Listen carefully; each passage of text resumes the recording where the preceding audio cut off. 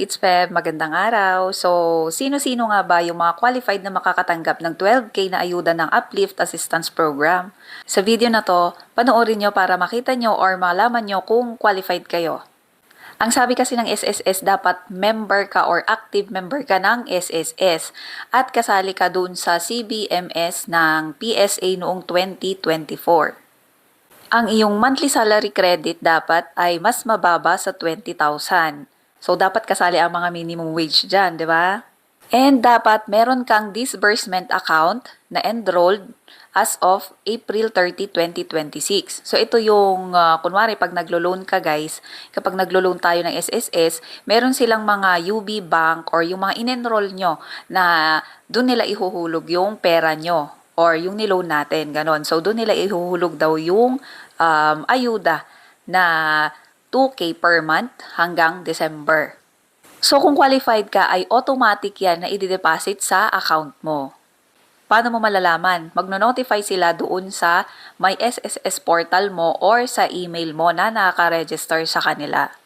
Ang malungkot dito guys, hindi po lahat ay eligible na kasama sa Uplift program or Uplift Assistance. Para sa mga Group 1, ang mga 4Ps or mga walang gutom program, walang gutom assistance program, makakatanggap sila ng one time lang guys. So yung July hanggang December na tagtutuki na ibibigay sa Group 2 at Group 3, one time lang sa mga Group 1. Ito yung ang Group 1 ay ang mga 4Ps. Para sa mga Group 2 naman or yung mga malapit ng maghirap, yung mga malapit ng maghirap, 2,000 per month starting ngayong July. So, per month hanggang December. Same din sa Group 3 guys, ang mga low income SSS member. I-check nyo na kung eligible kayo guys, kasi automatic yan na i-deposit. Pero, ang masasabi ko lang ay huwag masyadong umasa. Kasi kaming mga minimum wage earner ay walang matatanggap. Kasi, ewan ko, bakit hindi kami kasama? Wala yatang nagsensus sa amin dito ngay. Bakit ganoon? Hindi kami kasali sa CBMS. So, yung CBMS na yun guys ng PSA ay yung sinesensus daw dyan nung 2024.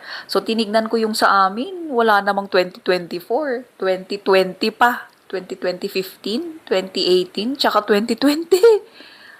Walang 2024 guys. So wala, hindi kami kasama doon sa Uplift Assistance. Alay nyo kayo, baka kasama kayo. Pero bakit hindi kami kasama? Kailangan ko din ng 2K monthly guys.